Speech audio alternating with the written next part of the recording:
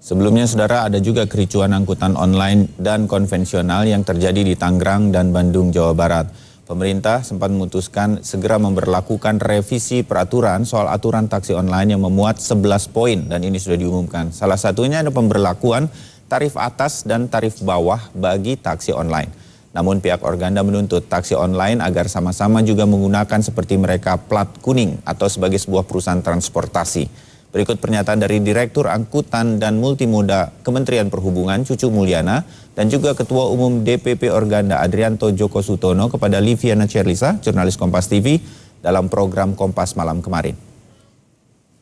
Nah, dalam perjalanannya akhirnya tim merekomendasikan bahwa PM32 perlu dilakukan revisi. Nah, di dalam revisinya tersebut baik terhadap substansi yang ada di PM2 kita lakukan tentunya penyempurnaan karena di dalam azas untuk menyusun revisi PM32 itu kita tentu mengedepankan aspek keselamatan dan keamanan, aspek kesetaraan dan aspek kebutuhan publik. Nah, ini sehingga dengan ketiga azas tersebut maka terlahirlah atau konsep revisi PM32 itu kita sekarang sudah kita lakukan uji publik. Pertama itu kita lakukan di Jakarta pada tanggal 17 Februari dan uji publik kedua kita lakukan pada tanggal 10 Maret di Makassar. Nah, dari indikasi kedua uji publik yang telah kita lakukan, alhamdulillah setelah berjalan dengan baik, lancar dan bahkan dari seluruh audiens secara umum karena kami memang di situ hadir, bahkan Ketua Umum Organda juga ikut hadir dalam pelaksanaan uji publik tersebut. Secara umum bahkan seluruh peserta stakeholder untuk revisi PM32 itu menginginkan segera untuk ditetapkan konsep revisi. Segera ditetapkan per 1 April mendatang. Tapi yang jadi pertanyaan apakah ini cukup mengakomodir untuk meredam kekisruhan antara kita katakan konvensional dengan yang online saat ini? Dari hasil uji publik terutama yang di Makassar. Sebelumnya itu di Makassar itu kami tahu persis pada tanggal 8 Maret itu sudah terinformasikan akan ada unjuk rasa. Ya. Nah, setelah kami lakukan, setelah kami beraudiensi sebentar, kemudian kami lakukan uji publik, itu tidak terjadi unjuk rasa tersebut, bahkan menyambut baik konsep atau substansi dari revisi PM32 tersebut. Kalau Anda sendiri melihat dari 11 poin itu cukupkah untuk kemudian mengakomodir apa yang selama ini diharapkan oleh mereka yang katakanlah menurut Anda ini adalah pengusaha taksi resmi? Bisa dibilang begitu, hanya memang ada beberapa yang masih tambahan yang diminta oleh pengusaha angkutan taksi resmi ini, seperti sama-sama berplat kuning contohnya. Itu tetap diminta karena yang namanya angkutan umum menurut versi kita selama ini adalah berplat kuning. Sedangkan dari teman-teman yang bermitra ini tetap menginginkan bahwa itu ada semi privacy lah dengan adanya plat hitam. Tapi bukan berarti dengan kepemilikan yang berbeda gitu ya. Nah, tapi secara keseluruhan dari 11 revisi pasal ini kami yakin akan dapat membuat persaingan ini lebih setara. Asalkan tentunya ya teman-teman dari operator online sendiri tidak melakukan apa yang selama setahun terakhir ini dilakukan gitu. Seperti apa misalnya? Merekrut lagi kendaraan atau teman-teman yang belum mempunyai izin dengan resmi. Ya, transportasi berbasis online terus diprotes oleh para pengemudi transportasi konvensional. Kemudahan dan terutama harga yang jauh lebih murah selama ini membuat pengguna atau konsumen beralih menggunakan armada kendaraan yang menggunakan aplikasi pemesanan secara online. Akibatnya transportasi konvensional saat ini banyak yang merugi.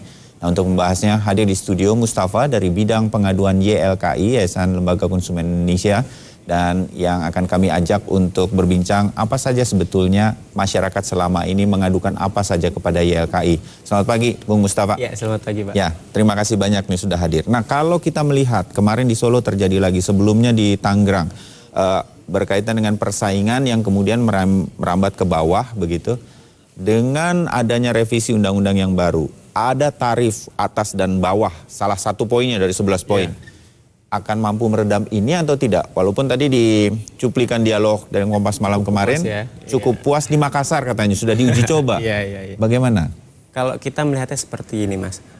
Poin pertama terkait masalah hal ini juga sebenarnya batasan tarif atas dan tarif bawah yang ditetapkan oleh Kementerian Perhubungan sebenarnya sudah cukup mengakomodir ya. Dalam hal ini pemerintah sangat mengakomodasi kepentingan dari berbagai pihak dan itu perlu kita apresiasi. Tetapi yang disayangkan penetapan koridor tarif atas dan tarif bawah selama ini juga menurut kami belum tentu akan menyelesaikan masalah. Karena selama ini penetapan tarif selalu dilakukan oleh penyedia layanan secara sepihak. Padahal di satu sisi mereka dilarang untuk menentukan tarif secara sepihak. Oh, mereka dilarang ya? Penyedia moda transportasi online ini tidak boleh menetapkan tarif sebetulnya? Karena jelas ya di Permen Hub 32 2016 yang sekarang direvisi dan informasi yang terbaru sih saya tidak mengetahui apakah ini sudah direvisi atau belum terkait poin ini, bahwasanya penyedia layanan transportasi online karena mereka bukan perusahaan transportasi, mereka tidak berhak untuk melakukan penetapan tarif dan memungut pembayaran.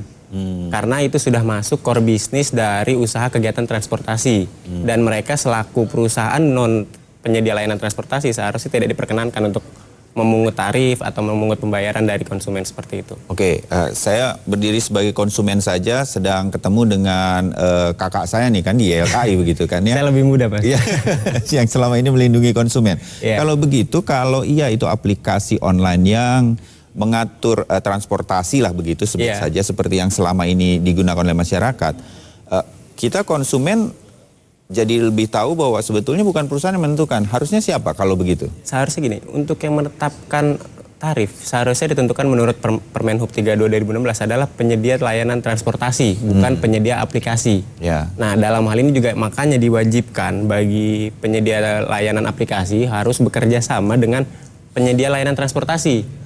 Dalam hal ini baik dalam hal perekrutan driver, penetapan tarif, penentuan standar pelayanan minimal, berikut juga pemeliharaan kendaraan. Tetapi nyatanya selama ini justru banyak penyedia layanan aplikasi justru melakukan sendiri perekrutan, kemudian juga menetapkan tarif secara sepihak. Ini yang jadi critical point sebenarnya bagi peraturan yang harusnya bisa dibenahi. Makanya YLKI memandang tampaknya tarif atas tarif bawah ini mungkin mesti dilihat lagi ya, lebih jauh. Waktu nanti yang menentukan apakah ini kemudian mampu mengatasi apa yang selama ini menjadi gesekan-gesekan yang terjadi antara online dengan yang konvensional ya. Iya, di satu sisi memang adanya pemberlakuan tarif batas atas atau tarif batas bawah ini memang memberikan semacam acuan sehingga tidak ada terjadi diskriminasi harga antara transportasi konvensional dan transportasi online yang begitu jauh. Kalau dari sisi persaingan harga yang saat ini memang sangat murah di online itu, ini akan cukup terlihat nanti. Kita akan merasakannya 1 April bahwa online tidak akan murah-murah banget jadinya. Iya, tidak akan ada gap yang terlalu luas ya antara online dan konvensional. Karena selama ini kan gapnya sangat jauh gitu. Jadi konsumen ini siap-siap, Anda yang pengguna ojek online atau taksi online, harga tidak akan beda-beda jauh atau mungkin sama, begitu ya? Iya, ini khusus untuk roda 4 ya. Roda 4? Iya. Oh, oke. Nah, satu lagi yang mumpung Anda ada di sini nih. Kalau YLKI sendiri selama ini untuk moda transportasi online, itu apa sih banyak keluhan yang datang ke YLKI? Mas? Sebenarnya kita sudah menerima pengaduan terkait transportasi online ini mungkin sudah 2-3 tahun terakhir. Dan critical point atau fokus utama pengaduan yang diterima oleh YLKI ada 3 poin. Pertama terkait driver, dari sisi driver. Kemudian yang kedua terkait sistem.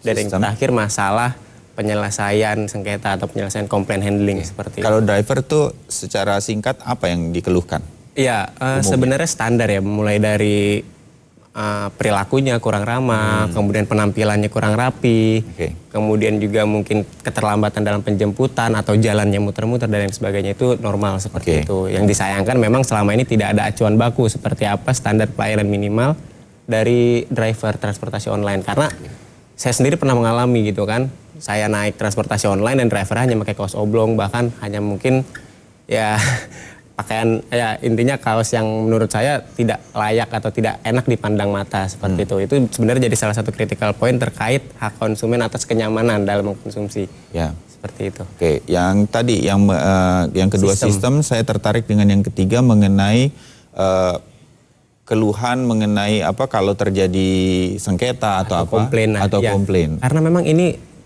tidak terlepas dari sedikit saja ini kalau misalnya termasuk naik ojek kemudian jatuh atau kecelakaan lah begitu. Ini kan kita sering dengar nih, itu sebenarnya banyak dikomplain ya. Nah, itu banyak dikomplain mulai dari kecelakaan, tidak diklaim asuransi atau pengaduannya seperti apa, dan ini sebenarnya tidak terlepas dari adanya terms and conditions sepihak yang diberlakukan oleh penyedia layanan aplikasi, di mana mereka melepaskan tanggung jawab, dan ini sudah kita analisa juga di dalam terms and condition yang mayoritas masyarakat tidak membaca dan tidak mengetahui. Oke, YLKI memberikan juga kepada kita dan Anda bisa juga melihatnya bahwa di term and condition itu ada bahwa mereka tidak bertanggung jawab. Nah, ini bisa kita tampilkan sebentar lagi di layar sambil Bung Mustafa Anda menjelaskan bahwa ini menjadi kehati-hatian kita seorang konsumen nih di dalam hal ini seperti ini. Kadang-kadang kita nggak membaca karena panjang atau apa segala macam. Padahal di sini klausulnya jelas mereka penyedia aplikasi, bukan penyedia transportasi. Sehingga mereka tidak bertanggung jawab apapun. Yang bertanggung jawab adalah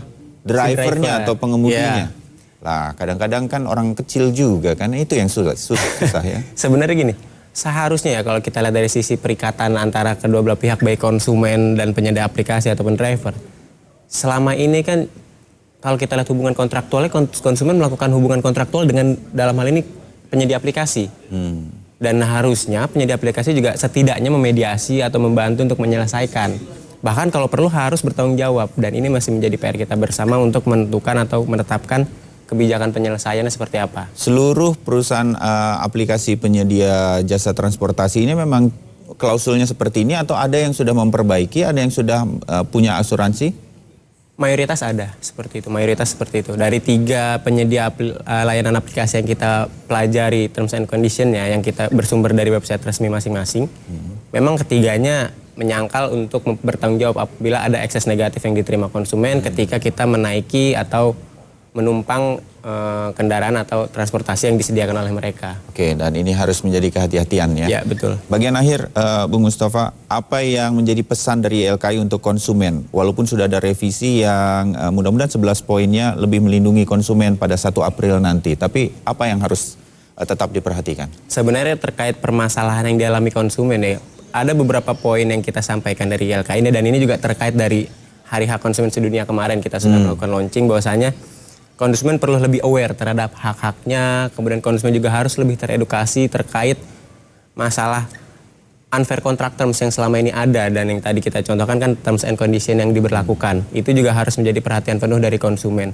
Tetapi juga tidak dapat dipersalahkan karena memang letaknya tersembunyi dan konsumen hanya agree-agree saja, dan ini perlu ada upaya bersama untuk meningkatkan literasi. Oke, baik. Bung Mustafa, terima kasih sudah berbincang singkat, tetapi penting bagi kita untuk memandang ke depan bagi perbaikan transportasi kita. Kita ketemu lagi kapan-kapan. Iya, terima kasih. Ya. Kami akan jeda dulu, setelah itu kami akan